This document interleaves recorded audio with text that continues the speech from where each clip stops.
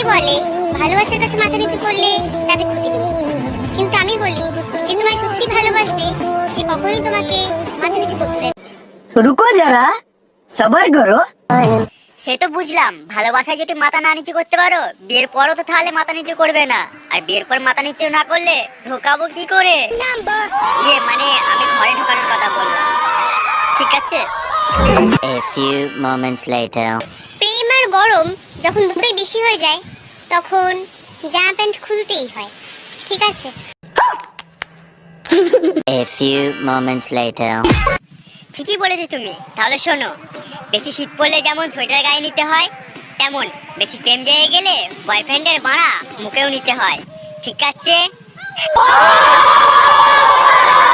A few moments later.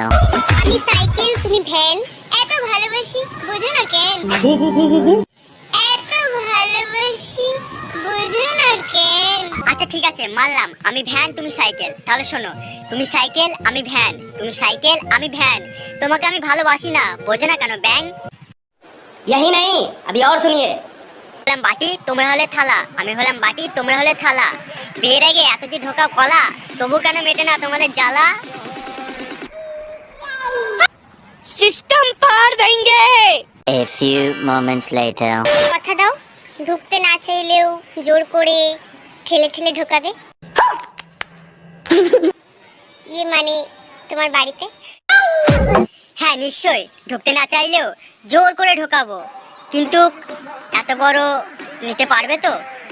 মানে সংসারের দায়িত্ব, কি বলো, পারবে তো? तू समझा? हाँ। नहीं तू समझा नहीं। A few moments later. আম গাছে আম হয়, লিচু গাছে লিচু, তোমায় আমি বিয়ে করব, তোমার বাবা মা করতে পারবে না। तेरा बाप यहाँ छोड़कर गया था कि तेरी माँ? আচ্ছা ঠিক আছে মানলাম। তাহলে শোনো, আম গাছে আম হয় লিচু গাছে লিচু, আম গাছে আম হয় লিচু গাছে লিচু, বিয়ের পর আমাদের বাড়ির কালো কুত্তা দিয়ে তোমার পোদ মারাবো, তোমার বাবা মাও করতে পারবে না কিছু, ঠিক আছে?